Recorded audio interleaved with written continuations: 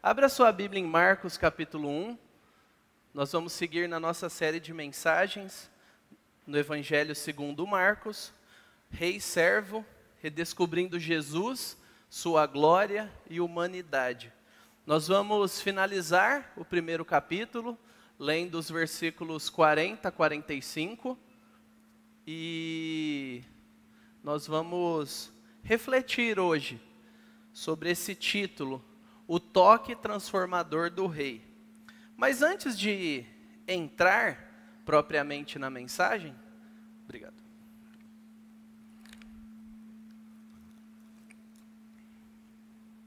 Eu quero refletir junto com você, pensando se você já se sentiu só. Sabe aquela parte do coração que aperta por solidão, se sentir só mesmo? Não necessariamente ausente de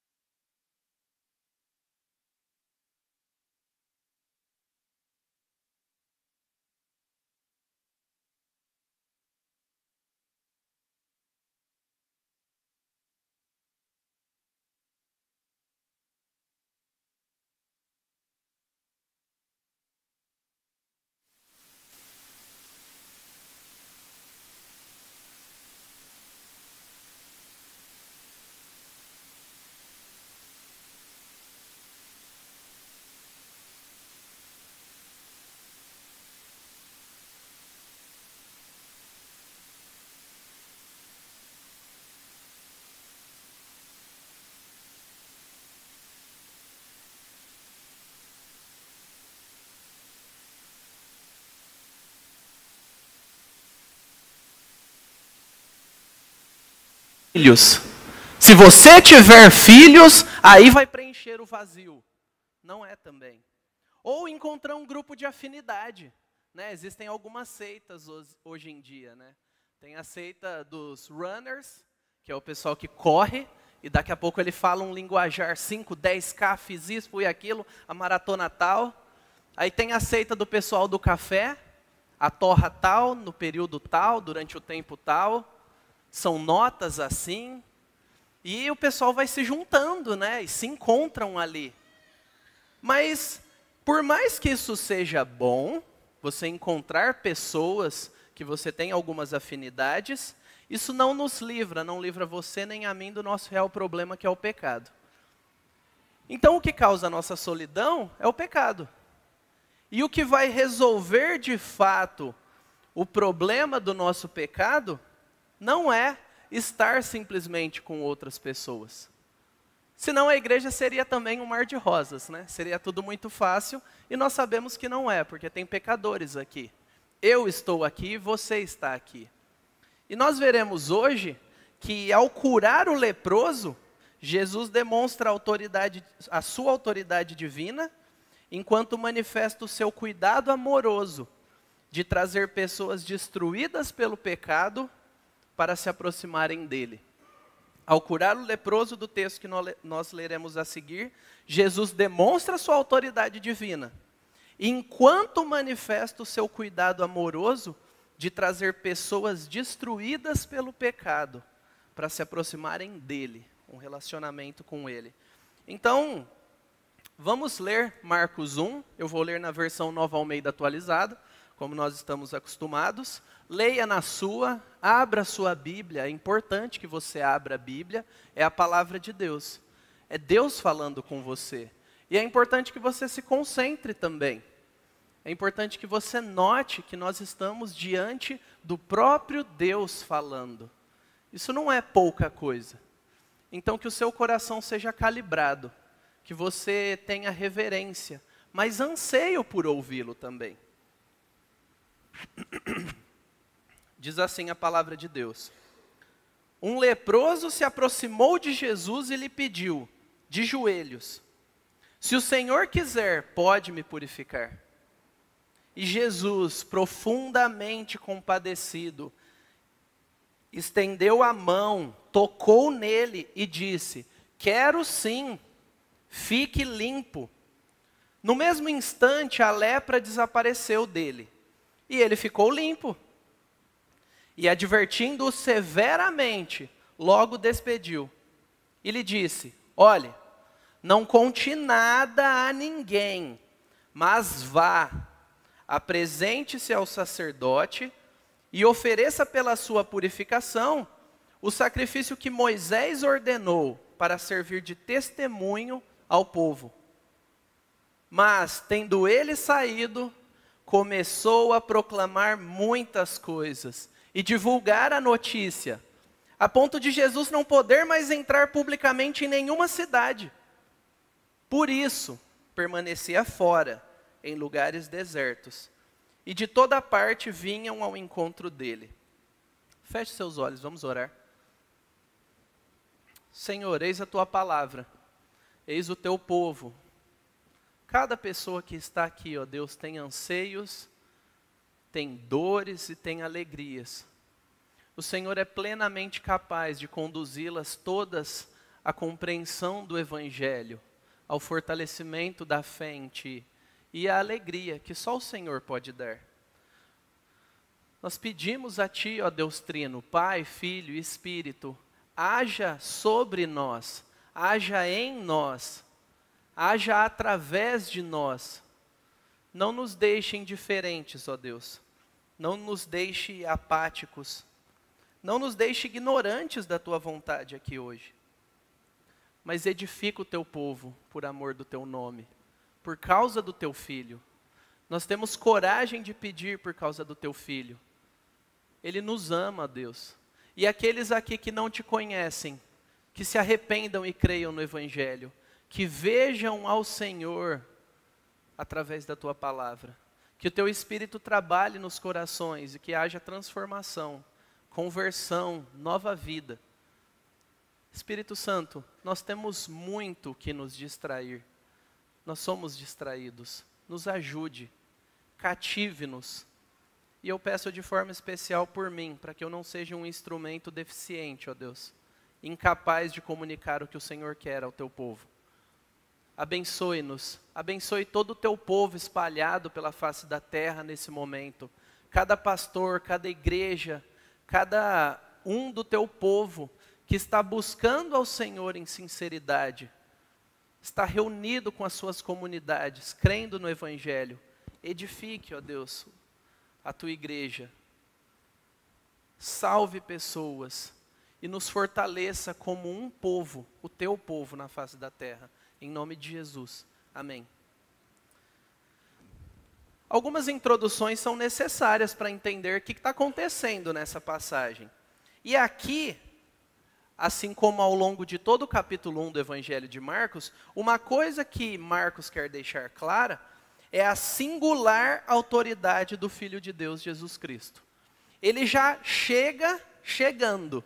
O primeiro versículo do Evangelho de Marcos já deixa bem claro: princípio do Evangelho de Jesus Cristo, Filho de Deus. Não há outro Filho de Deus, é Jesus Cristo. E se nós lembrarmos que esse escrito, esse evangelho foi direcionado a romanos, pessoas que admiravam o poder, a força, a imposição, isso fica ainda mais espetacular. Por quê? Porque eles admiravam grandeza. Marcos está falando sobre o Cristo, o Salvador, que é grande, é poderoso, é capaz, mas, diferente de César, o poder de Cristo não reside na sua força militar, não reside na sua capacidade de se vingar ou na sua habilidade política de organizar interesses. Não. A grandeza de Cristo se vê no poder de transformar pessoas. Pessoas esquecidas, abandonadas, invisíveis na sociedade. Até o mais elevado, Jesus transforma vidas. E a gente vê ele mostrando a sua autoridade lá nos primeiros versículos de 2 a 8, quando ele é profetizado como Messias prometido.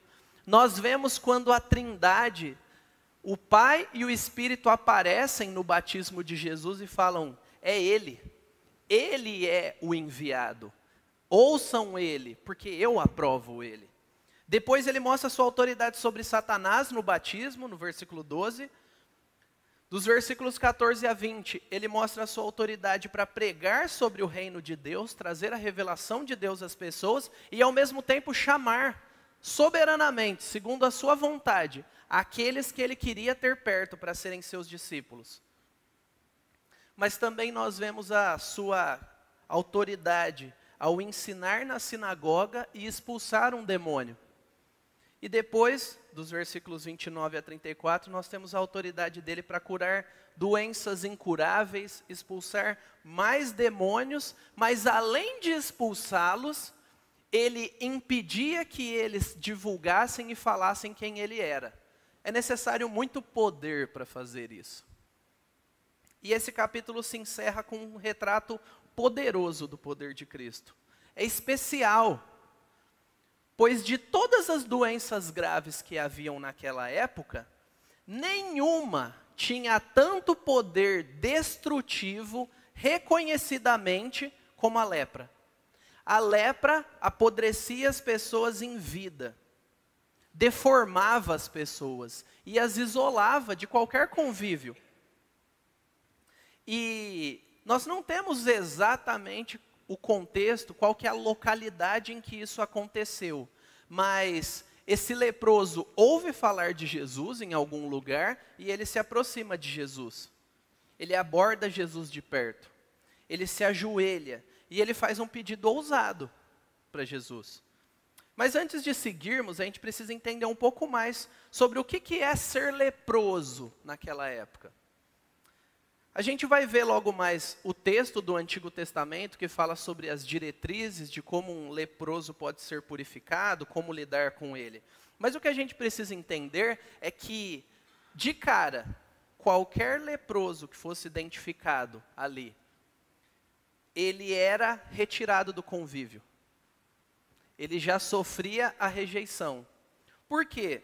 Porque não havia, como nós temos hoje, as enciclopédias com as diferenças e variantes das doenças de pele tão aprofundado. Então, qualquer possível mancha que aparecesse, poderia ser considerado lepra. Era considerado contagioso. E o que a gente pode fazer? Nada, a não ser tirar o problema da sociedade.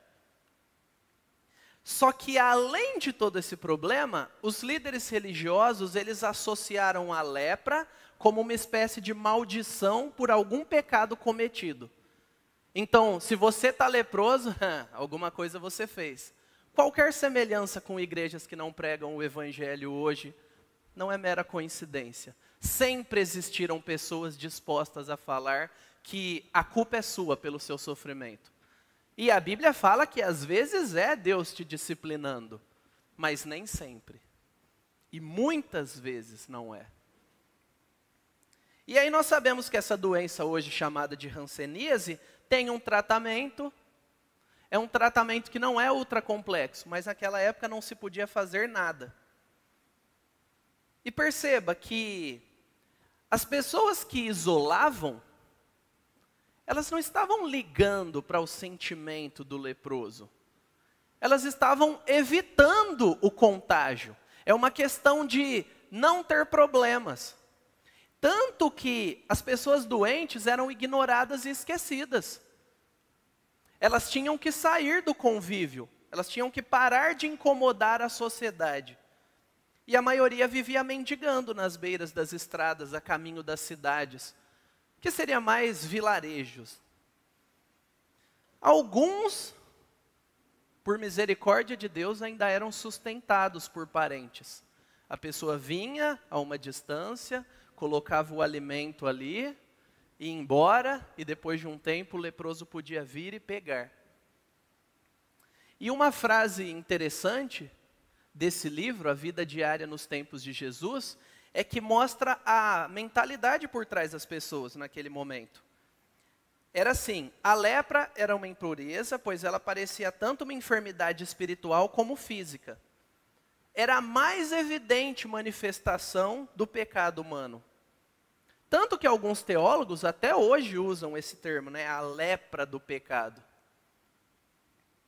E a imagem de um leproso é a imagem de uma pessoa sentenciada à morte, só que em câmera lenta. E isso representa bem o pecado, sim. Ninguém gosta de encarar o pecado. Por mais que nós, na nossa carnalidade, gostemos de pecar, ninguém gosta de encarar o quanto o pecado é feio. Ninguém gosta de admitir publicamente que concorda com o pecado, porque ele é feio, ele deforma. Por isso que nós fazemos escondido. Leprosos não poderiam ir na sinagoga, eles não poderiam fazer sacrifícios, eles eram privados da sua vida familiar e da sua vida religiosa. Como que seria para você se te privassem disso tudo? Como que seria a sua vida se te privassem disso tudo? É quase como se você perdesse sua identidade, sua história. É reduzir a uma não pessoa. Você é um problema, você não é pessoa. Esse era o sentimento dos leprosos naquela época. E compreendendo o desespero e a exclusão que a lepra trazia, nós podemos imaginar o impacto que Jesus causou nesse homem e naqueles que ouviram, quando ele revela sua compaixão a esse homem. E aí nós entramos na nossa exposição de hoje, lá no versículo 40. Um leproso se aproximou de Jesus e lhe pediu, de joelhos, se o Senhor quiser, pode me purificar. A postura desse homem ao se ajoelhar é de profunda humildade. Para o judeu se ajoelhar, significa que ele está realmente se humilhando. Ele está falando, eu não tenho nada para oferecer, eu só estou implorando. Por favor, faça por mim o que eu não posso fazer. Provavelmente ele ouviu sobre Jesus, sobre as suas curas, e aí ele toma uma atitude ousada indo até Jesus. Ele tem fé em Jesus. Ele ouve e tem fé. E ele vai até Jesus. Ele se arrisca. Agir assim era arriscado por quê? A sociedade tinha uma estrutura de exclusão do leproso, cria ser algo contagioso, e em alguns casos é contagiosa essa doença, mas se você não cumprisse o seu isolamento, você podia ser apedrejado. Então ele se arrisca indo até Jesus. Ele está colocando a vida dele em jogo ao se aproximar de pessoas que não são doentes. É tudo ou nada para ele aqui. Segundo a lei de Moisés, o leproso deveria, ao avistar pessoas sãs, gritar impuro, impuro, para avisar o pessoal que ele era impuro. Imagina você passar uma grande parte da sua vida gritando algo vergonhoso, algo que os outros atribuíram a você como um problema social, é uma doença. Imagine se todos nós gritássemos a nossa doença para que as pessoas se afastassem de nós. Enxaqueca, enxaqueca. Alguns com enxaqueca até querem afastar os outros, né? Dermatite. Imagina você viver falando a causa do seu sofrimento. enquanto as pessoas se afastam de você. E ele arrisca a sua vida. Ele arrisca tudo por causa da sua fé em Jesus. Mas ele chega de uma maneira humilde. Note, ele afirma, eu sei que o Senhor pode me curar. A questão é, o Senhor quer me curar? Porque eu não tenho nada para oferecer. Ficou bem claro que não há barganha aqui. Não é uma tentativa de conquistar algo. É um clamor do solitário, desesperado, feito a um Salvador bondoso que gosta de fazer amigos. Amém? Esse é o nosso Jesus, um Salvador bondoso que gosta de fazer amigos. A autoridade e a compaixão de Jesus são evidentes em cada uma das suas interações. Nós vimos isso nos versículos anteriores, pelo seu ensino, pela sua expulsão de demônios. Mas agora a gente vai ver de uma maneira muito especial com esse leproso. Por quê? Porque nos versículos 41 e 42 diz que Jesus ficou profundamente compadecido.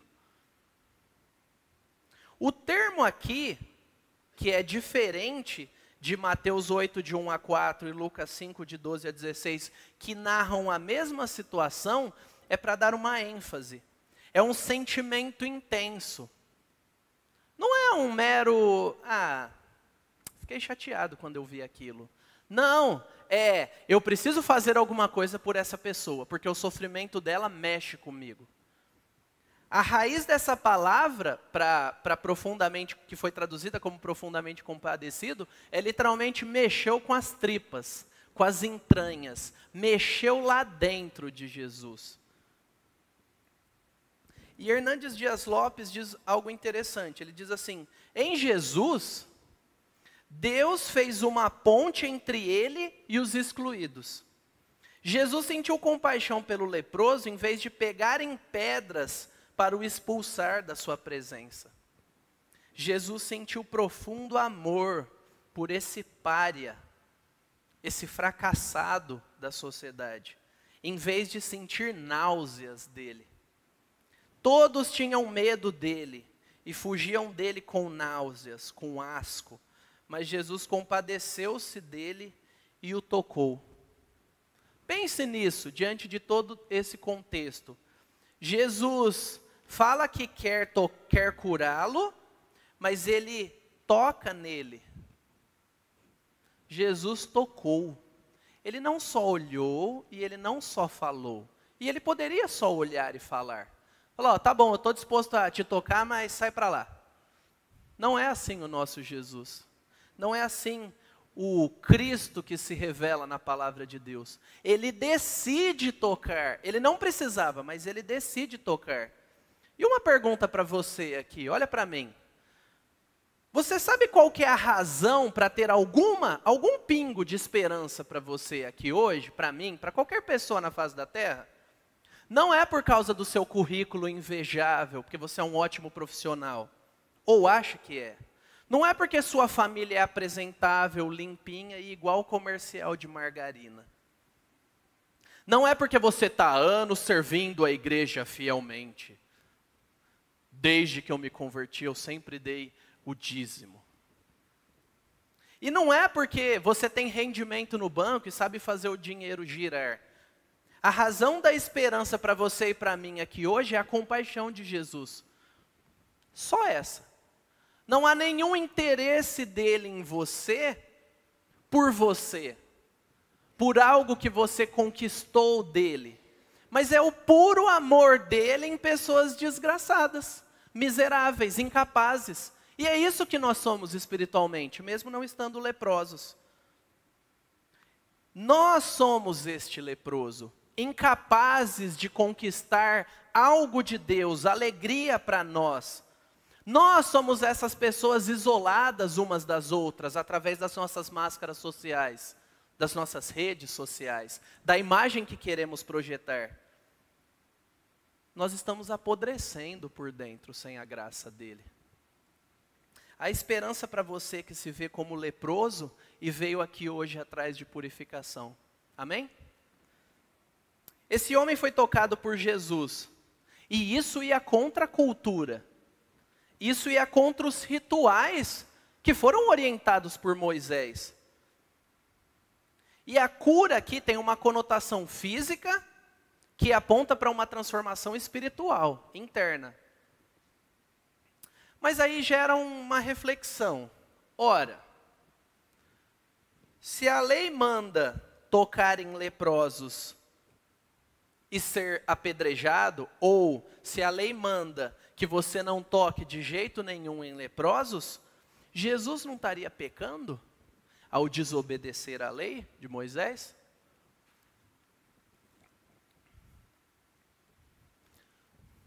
Não. Por quê? Essa é a grande sacada. Porque aqui a gente está falando daquele que é maior do que a lei, daquele que deu a lei. Ele transcende a lei. E de forma semelhante ao que acontece no batismo de Jesus, aqui nós temos ele, Deus encarnado, agindo de uma forma concreta, tocando num leproso, para mostrar algo que ele veio fazer, se identificar com pecadores. Jesus é batizado não porque ele tinha pecado, mas ele é batizado para se identificar com pecadores como nós. E ao tocar esse leproso, ele está mostrando o seu cuidado.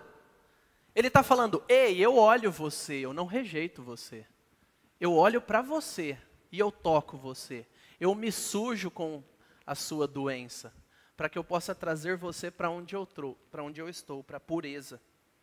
O toque de Jesus, ao invés de o contaminá-lo, purifica quem ele toca. Esse é o nosso Salvador.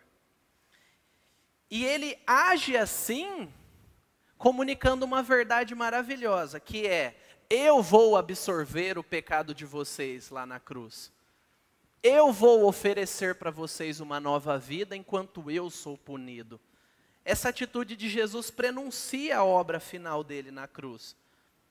E se você quer um texto bíblico que embase isso, a gente tem 2 Coríntios 5, 21, e eu vou ler na versão NVT, que diz assim, pois Deus fez de Cristo, aquele que nunca pecou, a oferta por nosso pecado, para que por meio dele fôssemos declarados justos diante de Deus.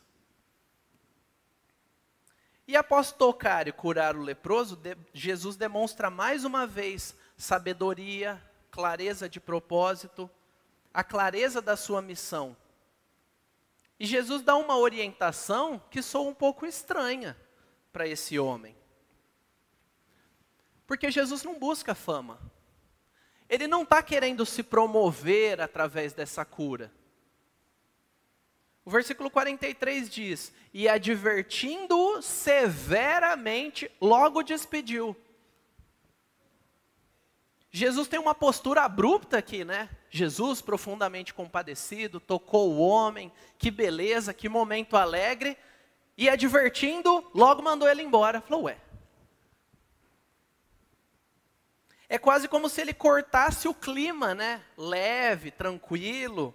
Ele torna o ambiente pesado, do nada, né? Jesus fala com ele de uma forma firme, clara, para ficar bem claro aquilo que ele queria fazer. Ora, Jesus fala para ele não divulgar. Como? Por quê? O que Jesus quis fazer com isso? É o que os teólogos chamam do segredo messiânico em Marcos, que é as instruções de Jesus para que demônios, pessoas curadas e os próprios discípulos, durante um período de tempo, que vai até Marcos capítulo 9 ali, não divulgassem publicamente quem ele era. Durante um tempo do seu ministério, ele quis trabalhar na surdina, tanto quanto fosse possível. Por quê? Porque os judeus esperavam um rei conquistador, político, que fosse derrubar Roma, de hoje para amanhã, vamos pegar em espada e vamos nos vingar. E Jesus, ele estava mostrando que ele era o servo sofredor, que está lá em Isaías. E essa divulgação, antes do tempo, poderia gerar mal-entendidos. Jesus queria que o verdadeiro entendimento de sua identidade viesse de suas ações, especialmente da cruz. Ele não queria ser visto como um revolucionário social, como um guru ou como uma celebridade.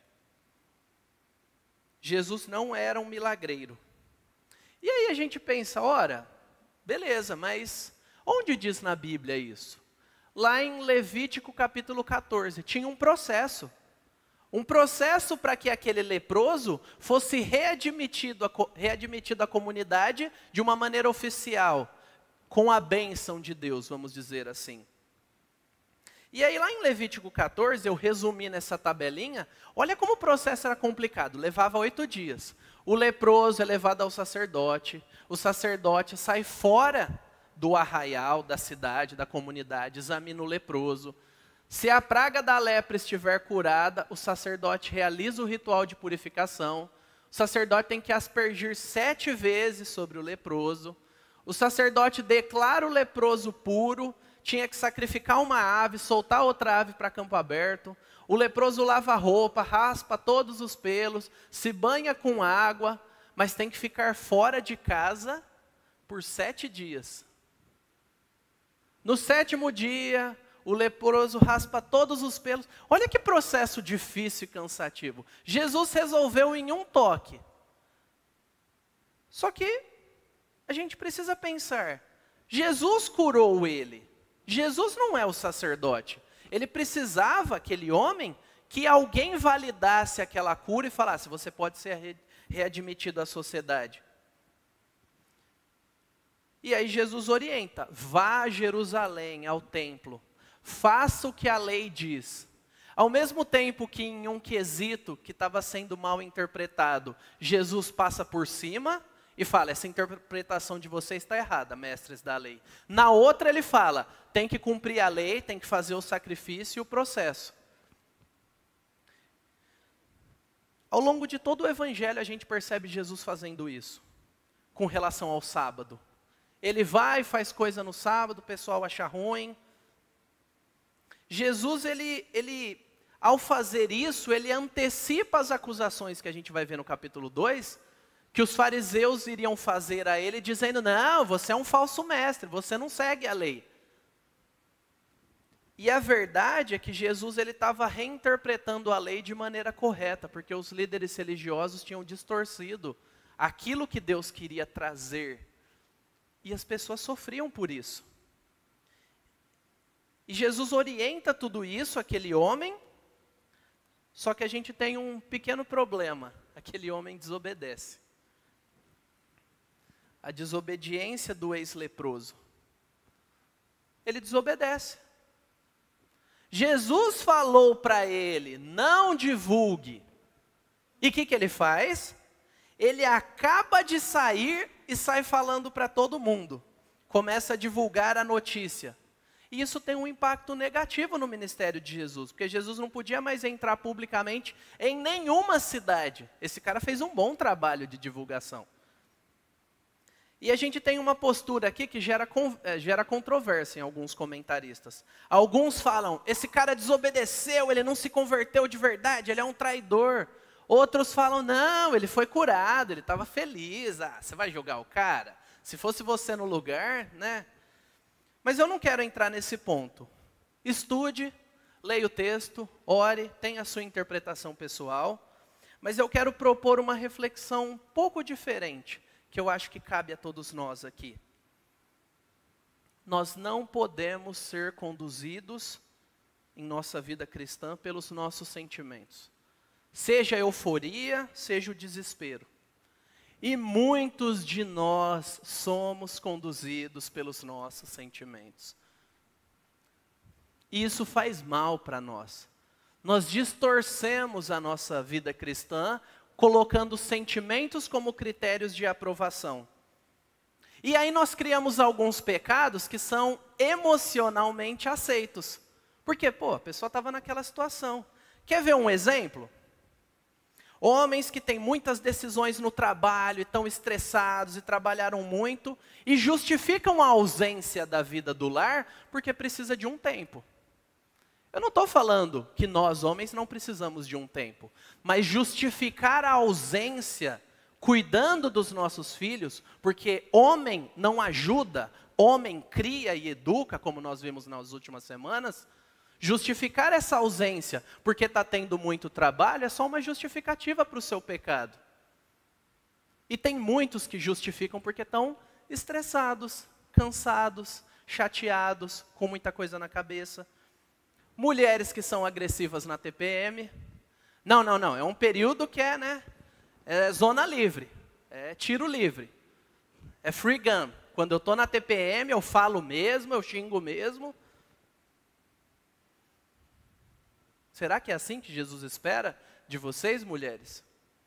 Ou adolescentes, pessoas mais jovens aí, que porque se sentem frustrados com notas ruins na escola, com uma amizade que se desfez, com um namoro que não vai bem, ou só chegou a acontecer na cabeça dessa pessoa, e aí elas desaparecem das responsabilidades.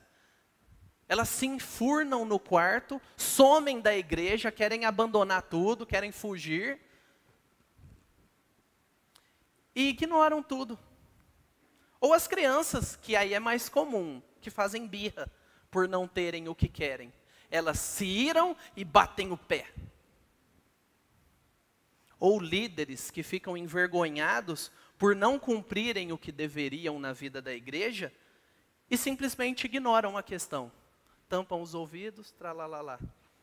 Porque tem medo. Abandonam as suas responsabilidades simplesmente porque não querem ouvir. Você errou. Mude, vamos seguir.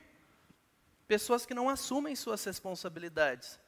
Irmãos, nós somos chamados à obediência, não a sermos submissos aos nossos sentimentos.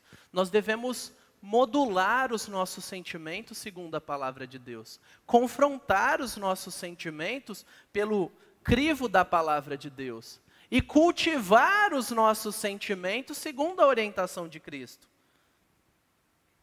Porque, nesse caso, o que essa desobediência bem intencionada causou? Jesus não consegue entrar nas cidades. Vamos pensar na equação. Jesus quer entrar nas cidades porque tem pessoas que precisam ouvir do evangelho. Jesus não consegue entrar nas cidades. Ele tem que ir para lugares isolados. Isso atrapalhou o desenvolvimento do ministério. As pessoas vieram até Jesus onde ele estava? Sim, mas dificultou para elas. E se a missão é alcançar essas pessoas, atrapalhar o alcance das pessoas não é algo legal ou neutro. É atrapalhar a missão do evangelho. E os nossos pecados não param, não bloqueiam o alcance do evangelho. Fique tranquilo, Deus é cuidadoso e ele vai levar até o fim aquilo que ele quer. Mas a gente pode dificultar o nosso mau testemunho, os nossos relacionamentos rompidos, podem embaçar a visão do evangelho que deveria ser clara. Nós podemos atrapalhar ou contribuir. Que nós vigiemos o nosso coração. Que os presentes que Deus dá, mês de férias para muitos, que beleza. Ou as provações que Deus está dando para você na saúde, no relacionamento, não se torne desculpa para você pecar, para você fazer o que quer, do jeito que quer, porque sim. Mas como que a gente pode aplicar esse texto à nossa vida? Eu estabeleci 3 direções: vertical, pessoal, que eu não achei outro termo, mas pontual talvez seria, e horizontal. Pensando de forma vertical, você e Deus. Jesus é quem para você? Você é membro de igreja, gente que está aqui há muito tempo, que acha que já resolveu essa questão. Pense, Jesus é quem para você? Você precisa responder essa pergunta. Você que nos visita, a gente não sabe o que você está fazendo aqui, mas você sabe. O que você busca? É Jesus? É o evangelho? Responda a esse Jesus. O que você quer fazer com esse Jesus apresentado no evangelho? Seja você jovem ou idoso, quem é Jesus para você? Será que você afirma, não, ele é o Filho de Deus, ele morreu na cruz, é isso mesmo. Mas você já se arrependeu? Você está confiando, se submetendo a ele? Você consegue identificar algo que você quer fazer entende que é biblicamente errado e deixa de fazer porque você ama mais Jesus? Essa é a prática da vida cristã. Não é que eu não quero fazer, eu quero. Mas porque eu amo mais Jesus do que o pecado, eu deixo. É isso que é se submeter. É falar, eu escolho a opção do Senhor, não a minha. É esse o Jesus que você professa e se relaciona? Ou você quer aquele Jesus mestre, sábio, né? Good vibes, uma mente evoluída, um revolucionário social para resolver as coisas, mas é um Jesus para ser apreciado, com moderação, não para se submeter a Ele. Você precisa responder a Jesus hoje. Qual é o Jesus que você crê? Será que você acha até legal Jesus, mas não o suficiente para Ele pôr a mão nas áreas da sua vida que você sabe que precisam ser mudadas, para que você se torne um servo dEle? O dia de se arrepender é hoje. E eu quero falar com você, que sabe que não tem seguido a Cristo, que tem andado no limiar do eu faço do meu jeito e eu coloco gotinhas de evangelho na minha vida. Se arrependa. Vá até Jesus. Ele é compassivo, Ele é bom, Ele é misericordioso. Ele olha para você e Ele toca em você. Mas se arrependa. Esse é o jeito. Se arrependa, vá a Ele, peça a Ele. Não seja escravo das suas próprias vontades egoístas. Saia daqui transformado. Mas uma segunda aplicação é pessoal. Para você que professa ser cristão, você quer ser purificado? Você acha que há algo na sua vida que precisa ser purificado, transformado? A fé humilde desse homem é um modelo para nós. Talvez você seja cristão durante anos, mas você não consegue observar hoje, esse dia 21, né? Hoje é dia 21. Dia 21 de julho de 2024. Características de um cristão, de alguém que ama Jesus. Você só segue. Tem alguma característica? Tem um desejo real de obedecer, de ver a sua vida mais próxima de Deus? Desejo por uma vida mais honesta diante de Deus e das pessoas? Ou será que o que te define, o que define sua vida cristã hoje é indiferença, apatia? Desculpe, eu não previ isso. Nossa, mais um domingo que tem que ir na igreja. Mais um dia que tem GP. Conversando essa semana com um irmão, a gente, abrindo o nosso coração e confessando o nosso pecado, a gente falou, como nós somos ruins. Quando nós chegamos destruídos a Cristo, a gente aceitava tudo o que Ele oferecia. Estudo, reunião, discipulado, churrasco, lavar a igreja, mas aí nós nos tornamos muito sofisticados. O tempo passou, nós estudamos, nós temos cargos. E agora a gente encara grupo pequeno, celebração coletiva como um fardo, muitas vezes. Como algo ruim. E vamos ser honestos, é assim que você é também. Às vezes você se sente desmotivado, desanimado, como se fosse a pior coisa estar aqui. Mas lembra daquele encontro com Jesus, quando você foi até Ele desesperado. Falando, Jesus, eu preciso que o Senhor me purifique. Não era assim. E nossa vida não precisa ser assim. Muitos de nós agimos no dia a dia quase como incrédulos. Quantas das nossas orações são mecânicas, irmãos? Repetitivas. Quando há oração, nossa leitura da palavra é apenas na celebração coletiva, ou nem aqui você abre a Bíblia para ler. Quiçá no GP, mas nunca em casa, nunca sozinho.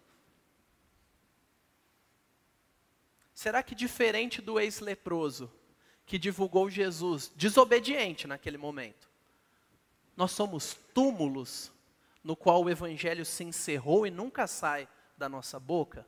Nunca extravasa para o nosso ambiente de trabalho, para as nossas redes sociais, para a nossa vida de lazer? Será que nós estamos confortáveis demais desde que não seja eu nem a minha família indo para o inferno? Será que esse é o critério para nós? Ou será que nós somos escravos do dinheiro? Eu não tenho tempo, eu preciso ganhar dinheiro, eu preciso produzir, eu preciso crescer. Do status, da ostentação.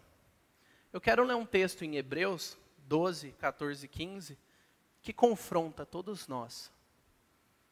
Procurem viver em paz com todos. E busquem,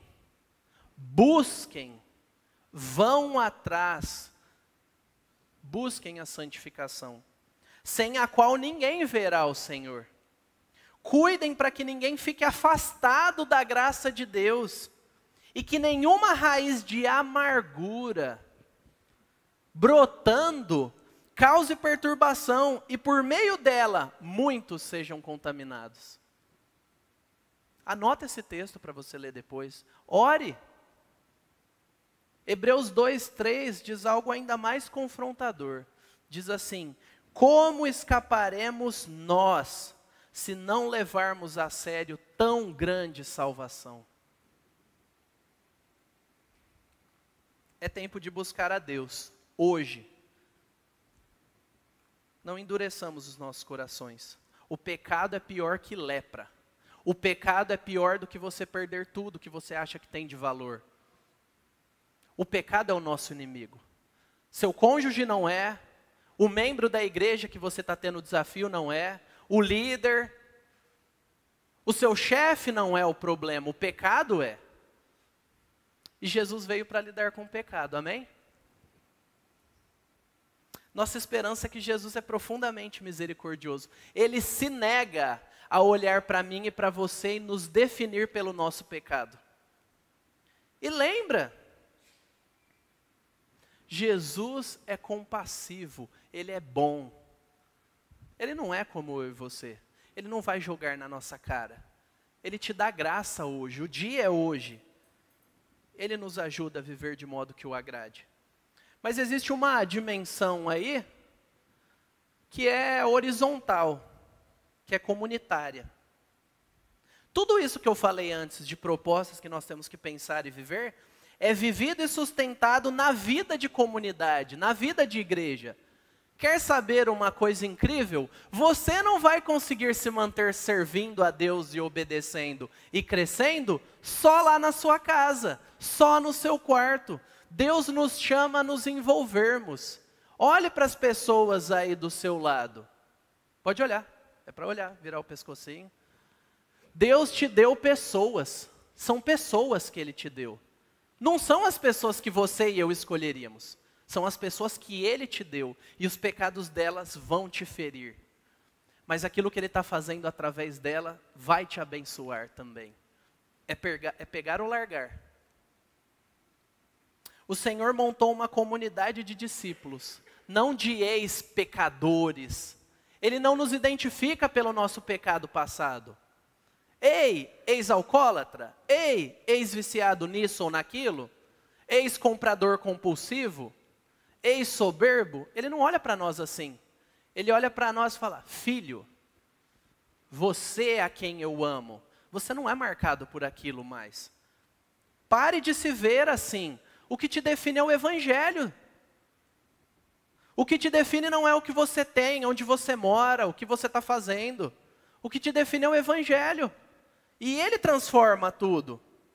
E eu gosto dessa imagem, deu muito trabalho pegar e foi difícil achar com uma qualidade boa, porque esse é o começo do fim do filme O Náufrago.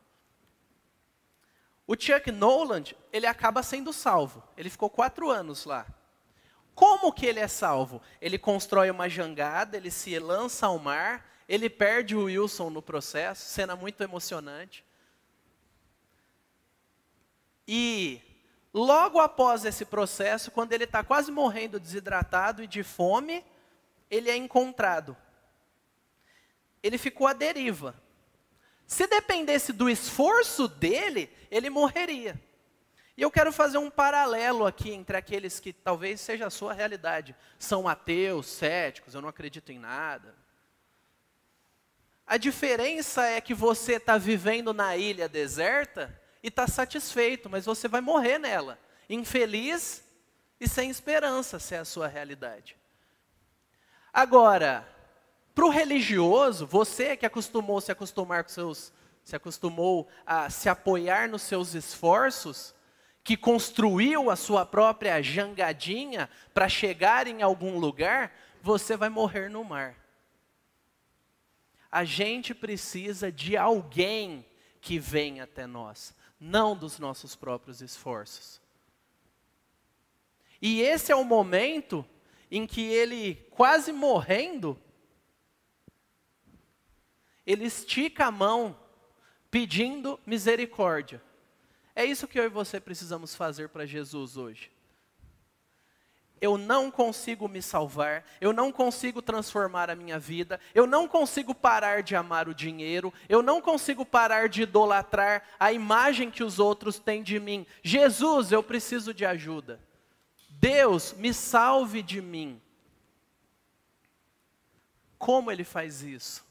Em comunidade, com pecadores que aprenderam a amar Jesus, andando junto com você, orando por você, orando com você, te desfibrilando, mexendo com você, te acordando para a realidade da caminhada com Cristo. E nós precisamos disso. Não feche o seu coração.